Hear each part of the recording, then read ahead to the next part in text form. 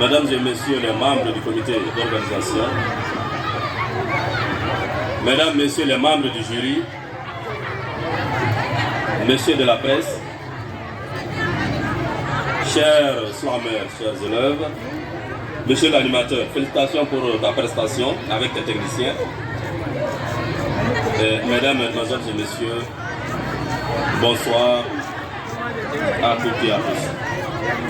C'est un grand honneur et un immense plaisir pour moi de présider au nom de Monsieur le Gouverneur empêcher la commémoration de la Journée internationale pour l'abolition de l'esclavage organisée par l'association Dongo-Sira.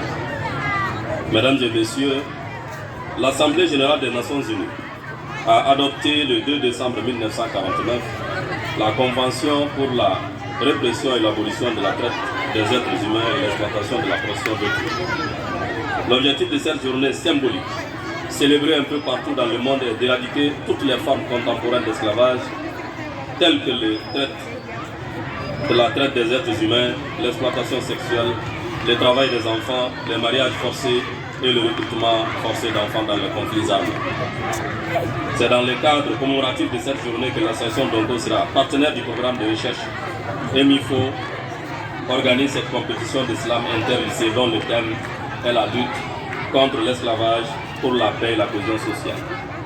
Mesdames et Messieurs, ce thème évocateur cadre parfaitement avec la vision des plus hautes autorités de notre pays, comme cela est consacré par la Constitution de 1992 en ses articles 2 et 3, je cite, « Tous les Maliens naissent et demeurent libres et égaux en droit et en devoir. Toute discrimination fondée sur l'origine sociale, la couleur, la langue, la race, le sexe, la religion et l'opinion publique est prohibée. Nul ne sera soumis à la torture, ni à des sévices ou traitements inhumains, cruels, dégradants ou humiliants. Tout individu ou tout agent de l'État qui se rendrait coupable de tel acte, soit de sa propre initiative ou sur instruction, sera puni conformément à la loi. » Fin de citation. Mesdames et Messieurs, fort de ces principes constitutionnels et pour mieux sensibiliser les âmes sensibles, notamment les élèves de la ville de Caille, sur la notion de l'esclavage par ascendance, qui malheureusement demeure une réalité dans notre région, et Dongo-Sira, une association citoyenne qui œuvre depuis sa création dans la culture d'un climat de paix et de cohésion sociale. Mais en compétition le lycée à travers l'islam, cet art poétique utilisé aujourd'hui comme un vecteur privilégié de transmission de messages. Chers élèves, chers slameurs des établissements en compétition, vous avez été à la hauteur de l'événement et du thème traité, avec plus de créativité et d'imagination positivement fertile, afin de mieux promouvoir une société sans inclusion et respectueuse des droits humains, de tous les droits humains.